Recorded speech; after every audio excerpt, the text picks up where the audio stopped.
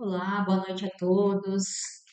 Espero encontrá-los bem, em tranquilidade, em paz, em equilíbrio, mas principalmente com saúde. Que Deus possa trazer nesta noite para todos nós muitas bênçãos. Espero que todos vocês estejam gostando dos estudos que nós estamos fazendo aqui do CETRELV. CETRELV que logo logo vai comemorar 85 anos da sua fundação.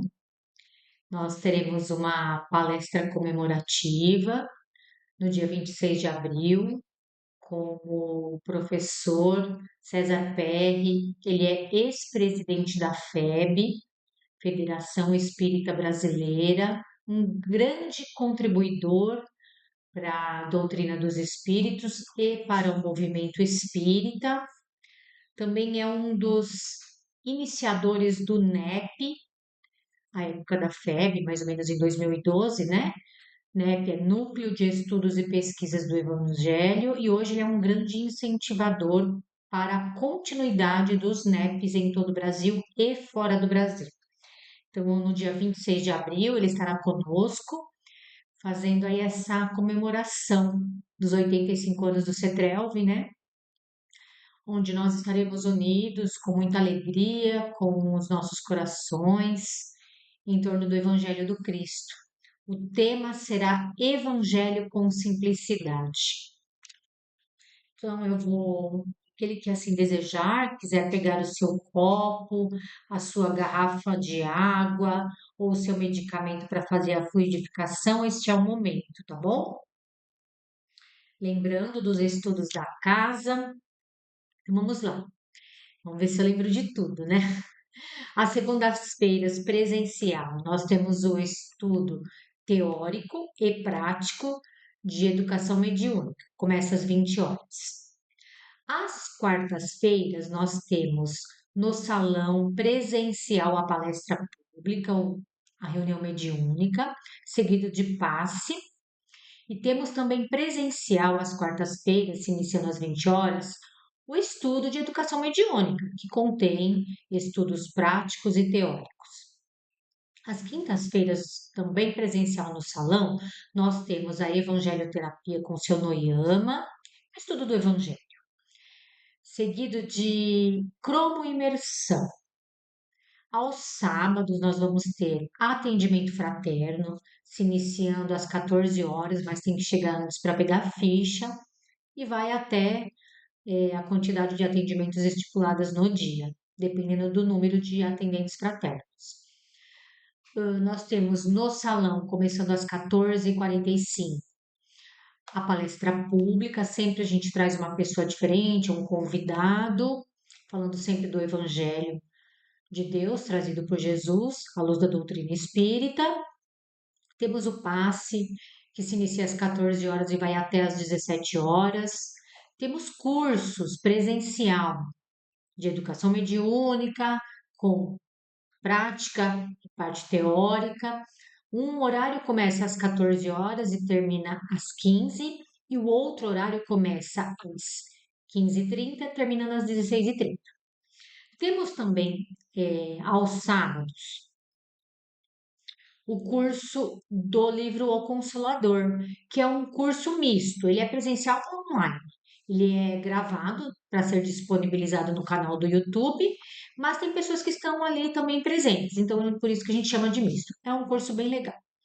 E o meu queridinho, nosso bebezinho, NEP de Saulo Paulo, que é um estudo totalmente online, às terças-feiras, quinzenal, pela plataforma do Zoom. Estamos estudando, vamos começar a estudar parábolas agora. O pessoal escolheu uma parábola, nós vamos fazer, depois escolhe outra, e assim vai.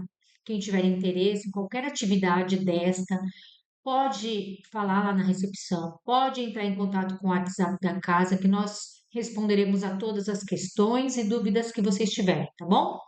Então vamos lá. Vamos serenando os nossos pensamentos, pedindo a Deus que nos abençoe, a Jesus que continue sendo a nossa inspiração, aos amigos espirituais, nossos mentores individuais, nossos anjos da guarda que nos protejam, nos inspirem e nos intuam a continuar seguindo no caminho do bem. Pedindo então a permissão para a gente poder iniciar com a prece que Jesus nos deixou. Pai nosso que estais nos céus, santificado seja o vosso nome, venha a nós o vosso reino, seja feita a vossa vontade, assim na terra como nos céus. O pão nosso de cada dia nos dai hoje, perdoai as nossas ofensas, assim como nós perdoamos a quem nos tem ofendido. Não nos deixeis cair em tentação, mas livrai-nos de todo mal. Que assim seja, graças a Deus e graças ao Mestre Jesus. Muito bem, vamos continuar o estudo do livro Roteiro, pela psicografia de Francisco Cândido Xavier, pelo Espírito do Benfeitor Emmanuel e pela editora FEB. Então, hoje nós vamos falar de Evangelho e Alegria e Evangelho e Individualidade. Então, vamos lá. Grande injustiça comete quem afirma encontrar no Evangelho a religião da tristeza e da amargura. Precisamos tirar da nossa cabeça, da nossa mente, da nossa memória, a dor que Jesus passou, a tristeza que ele passou na cruz. Porque o seu evangelho e os seus ensinamentos é muito maior do que isso. Indubitavelmente, o sacerdócio muitas vezes impregnou o horizonte cristão de nuvens sombrias, com certas etiquetas de culto exterior. Mas o cristianismo, em sua essência, é a revelação da profunda alegria do céu entre as sombras da terra. Porque aqui nós estamos falando do quê? Dos dogmas de outras religiões. Não é fazendo juízo de valor, não é criticando, é só mostrando para vocês, exemplificando que outras denominações religiosas, seus dogmas, os seus rituais, eles intensificam esse Jesus crucificado, esse Jesus que sofre. Não, Jesus não era só sofrimento. O evangelho não é só sofrimento, é alegria. A vinda do mestre é precedida pela visitação dos anjos. Os anjos trouxeram a notícia para José, para Maria. Maria, jubilosa, conversa com o mensageiro divino que a esclarece sobre a chegada do embaixador celestial. Não é motivo de alegria? Nasce Jesus na manjedoura humilde, que se deslumbra ao clarão de inesperada estrela. Uma estrela luminosa, contendo também alegria, anuncia a vinda de Jesus. Tratadores rústicos são chamados por um emissário espiritual, repentinamente materializado à frente deles, declarando-se portador das notícias da grande alegria, a boa nova. Jesus é a boa nova daquela época. Trouxe novas perspectivas, novas ideias, que esclareceu a muitos, outros não, porque não estavam no momento ainda. E ele disse: vocês não vão entender tudo agora, nem tudo eu posso falar, porque vocês não vão compreender. Ainda faltam muitos sentidos, mas eu vou mandar o Consolador prometido para vocês. E ele mandou, 1857, com Kardec, a Boa Nova, a Doutrina dos Espíritos. Esses 5 livros tão bem pavimentados por Kardec, que compõem a codificação. Começa a reinar o contentamento e a esperança com os ensinos de Jesus. Eles não tinham esperança. Eles não tinham motivo para ter alegria, estavam sob a opressão do jugo romano, dos impostos, dos soldados, da opressão daqueles que detêm informação e manipulam as grandes massas. Isso acontece até hoje. Então, ali os sacerdotes, os rabinos, escribas, detinham informação, conhecimento e manipulavam tudo isso. Então, aquele povo ainda era sem esperança, mas Jesus trouxe a esperança, então era motivo de alegria. Mais tarde, o mestre inicia o seu apostolado numa festa nupcial, assinalando os júbilos da família. Lembra que um dos primeiros sinais de Jesus foi uma festa de casamento, as bodas de Canaã, porque Jesus foi mostrando os seus sinais aos poucos, porque muitos acreditavam, muitos não. Então, o primeiro sinal de Jesus foi numa festa de casamento. Festa de casamento é alegria, era comemorado a época de Jesus, como é até hoje, né? Olha esse pedaço que lindo. Como que percebendo limitações e estreiteza em qualquer templo de pedra para a sua palavra no mundo, o Senhor principia suas pregações à beira do lago, em pleno santuário da natureza. Flores e pássaros, luz e perfume representam a moldura da sua doutrinação. Multidões ouvem a voz balsamizante. Então, Jesus veio para todos, mas principalmente para os simples, os humildes, os aflitos. E aonde era que ele mais pregava, que ele mais evangelizava? À beira do lago de Genezaré, ou Mar da Galileia, ali na cidadezinha de Cafarnaum, que foi onde elegeu para ser a sua casa, onde morava Simão Pedro, seu fiel escudeiro. Ele evangelizava ali, sentado na grama, numa pedra, na sua frente o mar da Galileia, tinha pássaros, tinha as flores, tinha toda uma natureza. Isso não é motivo de alegria? Para que templos de pedra? Para que ir lá evangelizar no templo, onde uma minoria tinha acesso? Doentes e aleijados tocam-se de infinitas consolações. Pobres e aflitos entreveem novos horizontes no futuro. Mulheres e crianças acompanham-no alegremente. O sermão da montanha é o hino das bem-aventuranças, suprimindo a aflição e o desespero. Hino das bem-aventuranças. Ali, nem todo mundo estava pronto, e nós não estamos até hoje, para entender o que foi aquilo. Alguns corações, algumas consciências começaram a despertar ali naquele momento. Mas é um início. O importante é não ficar parado. Se teve algumas pessoas que despertaram ali, ótimo. Se alguma maioria não despertou ali, mas não ficou parado em algum momento despertou, ótimo também. O importante é não ter uma reencarnação desperdiçada e ficar parado. É em algum momento despertar. Só um minutinho. Cadê? Fred, fia. Cada criatura que registra as notas consoladoras do Evangelho começa a contemplar o mundo e a vida através de um prisma diferente.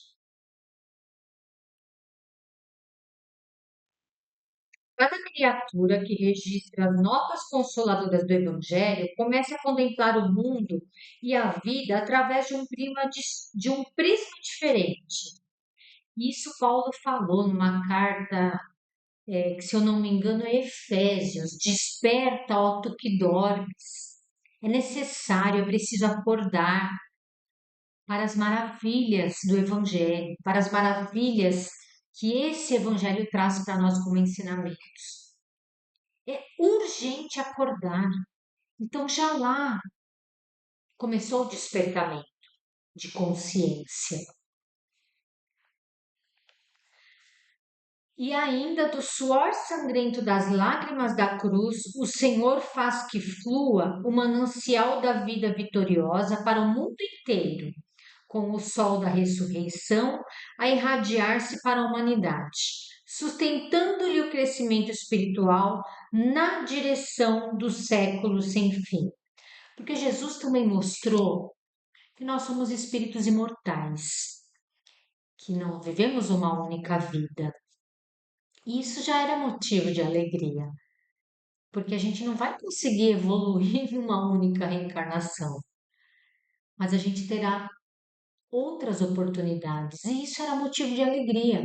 Então, o Evangelho é alegria. Nós temos que ver por diversas perspectivas aqueles ensinamentos trazidos por Jesus e parar de ficar pensando em Jesus naquela cruz, chorando e sofrendo. Tira isso da mente. Pensa em um Jesus ao seu lado, sendo seu amigo, conversando com você nas suas orações, fazendo parte dos seus problemas, fazendo parte das alegrias, um Jesus vivo, ativo, um Jesus que marcha, bem-aventurados, bem-aventurados, bem felizes, em marcha, andando e caminhando. E tudo isso é motivo de alegria. Então, o Evangelho não tem que ser triste. Precisamos mudar essa visão de Jesus na cruz. Agora nós vamos falar do Evangelho e individualidade. Eu sempre falo que nós precisamos um dos outros, ninguém faz nada sozinho, mas o despertar e a evolução é individual, porque nós vamos tomar escolhas e decisões que serão fundamentais para a nossa evolução. Vamos lá. Efetivamente, as massas acompanham o Cristo de perto. No entanto, não vemos no Mestre a personificação do agitador comum. Em todos os climas políticos, as escolas religiosas aproximam-se da legalidade humana. De alguma sorte, partilham da governança, estabelecendo regras espirituais, com que adquirirem poder sobre a multidão. Isso é a história das civilizações. Acabei de falar na lição anterior. Sempre os que detêm poder, os que detêm informação, instrução, leis, têm maior conhecimento das leis, às vezes não passam e às vezes as utilizam para manipular a grande massa. É a história das civilizações, isso acontece até hoje. Jesus, porém, não transforma o espírito coletivo em terreno explorável. Proclamando as bem-aventuranças, a turba no monte não a induz para a violência, a fim de assaltar o celeiro do outro, pega ele mesmo, multiplica o pão que reconforta e alimenta. Não convida o povo a reivindicações. Aconselha respeito aos patrimônios da direção política, na sábia fórmula com que recomendada fosse dado a César o que é de César. Jesus falou para muitos, para multidões. Nós temos lá na passagem da multiplicação dos pães e peixes, que tinha mais ou menos 5.000 pessoas ali. Essa é uma passagem que, para mim, tem muito crédito, tá? Porque ela está nos 4 evangelistas. E assim, por que teria tudo isso, né? Essa multidão? Eles estavam vindo para Jerusalém, porque estava se aproximando a Páscoa e é uma festa de judeus que todos compareciam. Então, essa multidão foi se aglomerando ali onde Jesus estava, perto de Tiberíades, e realmente ele multiplicou os pães e peixes, né? E Jesus falava então para multidões, mas ele nunca despertou esse senso, ele nunca se aproveitou deste momento de estar falando para multidões para despertar o quê? Revolta coletiva, indignação coletiva. uma ação destruidora coletiva, muito ao contrário. Ele falava para despertar cada consciência na sua individualidade, porque é assim, as bem-aventuranças, né? Bem-aventurados os mansos e pacíficos. Ela pode servir para mim e pode não servir para o João. O João ainda não compreendeu essa bem-aventurança. Mas a bem-aventurança, bem-aventurados os puros de coração, ela pode servir para a Heloísa e para a Márcia não entender. Então ele falava para multidões, mas o entendimento era único, individual. Cada um estava tirando as suas reflexões dos ensinamentos de Jesus e aplicando, entendendo e aplicando. É individual o despertar e a consciência. Jesus estava ali sozinho. Muitos estudiosos do cristianismo pretendem identificar no Mestre Divino a personalidade do revolucionário. Em nenhuma passagem de seu ministério encontramos qualquer testemunho de indisciplina ou desespero diante da ordem construída. Era disso que os sacerdotes e os rabinos tinham medo, que ele fosse um revolucionário, o rei dos judeus, como ele era anunciado. O que um rei faz? Governa os seus soldados. Então, o medo deles era que Jesus veio tomar o poder na base da espada. E esse também foi um dos equívocos de Judas, que depois caiu em si, se arrependeu, viu que não era. Então, esse era o medo deles, que ele fosse um revolucionário, um agitador, mas não. Jesus era extremamente pacífico, enérgico quando precisava chamar a atenção de Pedro, de algum outro discípulo, de algum irmão que, por exemplo, no caso da passagem da mulher adúltera, quando ele falou, irmã, vá, peques mais. Ele condenou o pecado, não a mulher. Ele tinha sua energia, sua determinação para falar nos momentos certos. Por toda parte, vemos-lo interessado em levantar o espírito, perdão, por toda parte, vemos-lo interessado em levantar o espírito, buscando erigir o templo da responsabilidade em cada consciência e o altar dos serviços aos semelhantes em cada coração. Cada, a palavra principal desse parágrafo é cada.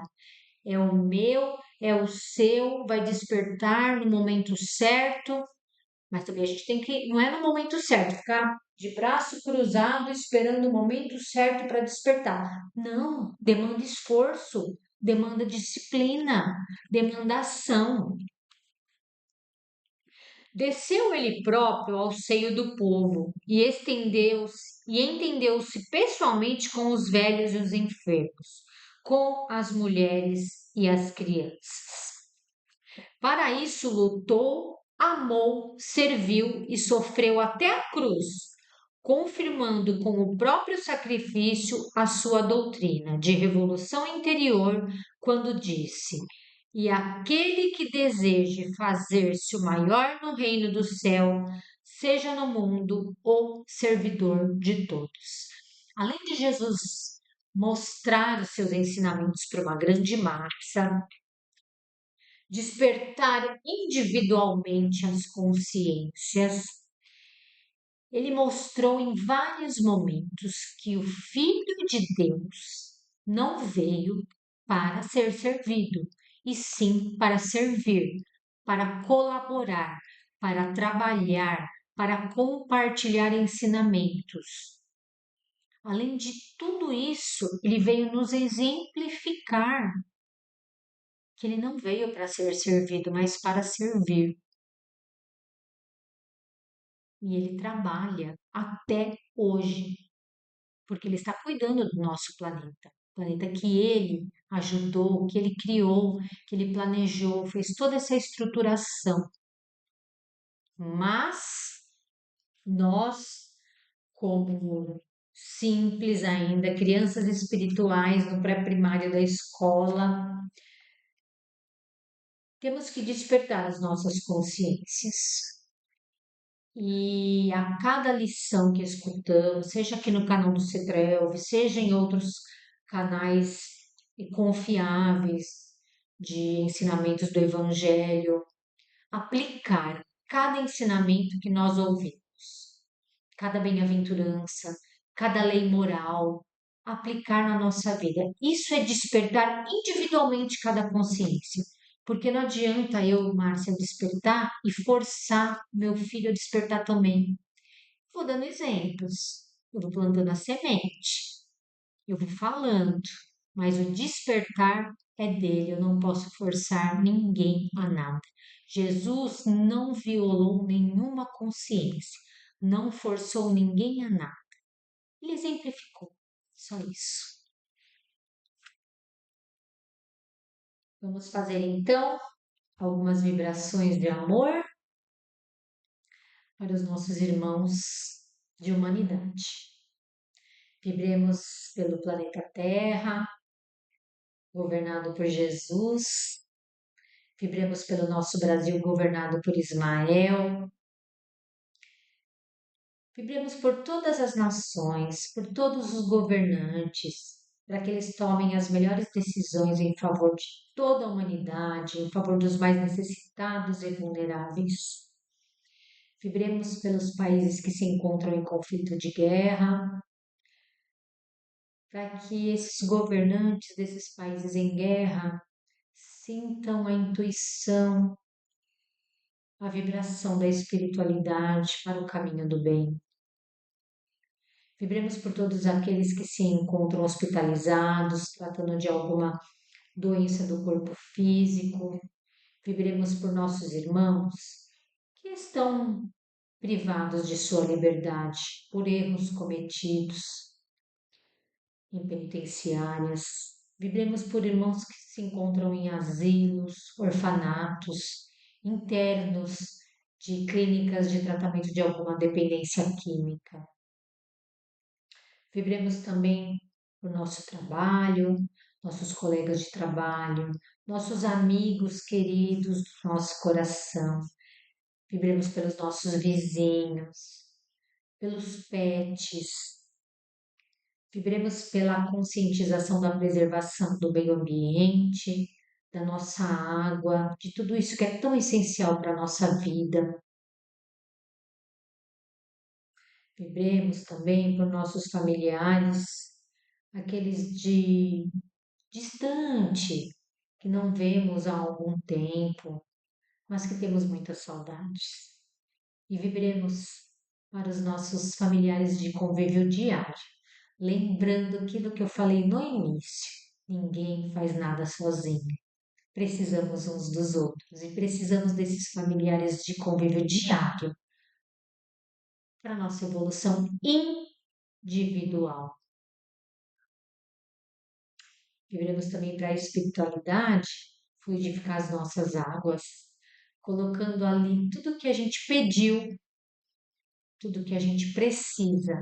E se a gente não merecer, vai ser colocado mesmo assim, porque Deus é misericordioso e através da sua misericórdia ele nos atenderá. Vibremos por nós mesmos e façamos as nossas vibrações individuais.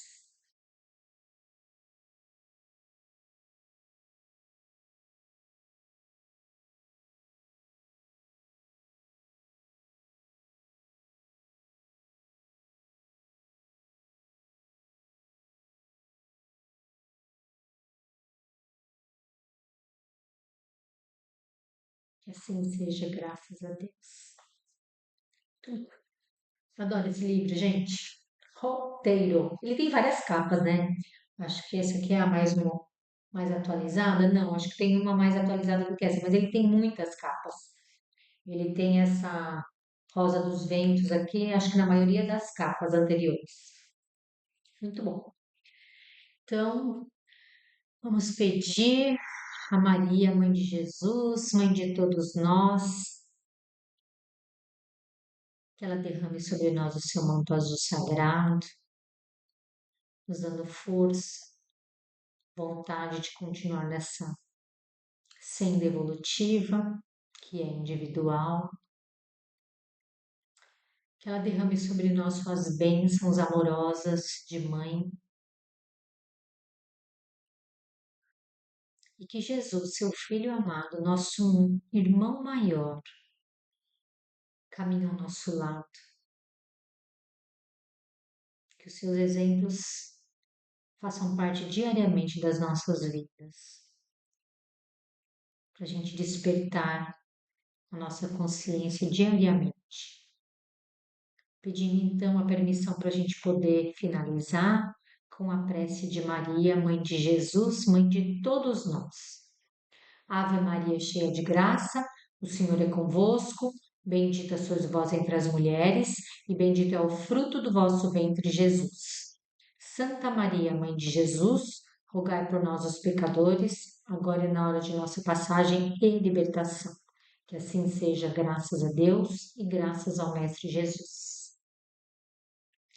Então é isso, pessoal. Lembrando, hein, dia 26 de abril, lá no salão, palestra pública, nós vamos comemorar o aniversário de fundação do CETRELV de 85 anos, com a palestra do professor César Perry, com o coral do Núcleo Kardecista ali de Perdizes, que todo ano também traz as suas contribuições para nos alegrar com a sua harmonização musical. Espero vocês dia 26 de abril, tá bom? Beijo, tchau, até a próxima.